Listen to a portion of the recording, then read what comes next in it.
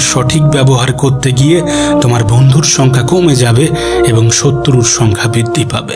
এমনটা হতেই পারে যে কিছু মানুষ তোমাকে এসে জিজ্ঞাসা করবে, কিরে অনেক দিন তো করছিস, কিছুই তো হলো না, কিরে অনেক কিছুই তো করলি, কিছুই তো পারলি না। এমনটা হতেই পারে। কিছু মানুষ হয়তোবা হিংসা করবে, কিছু মানুষ হয়তোবা সমালোচনা করবে, এমন কিছু মানুষ থাকবে যারা বলবে যে এর দ্বারা কিচ্ছু হবে না।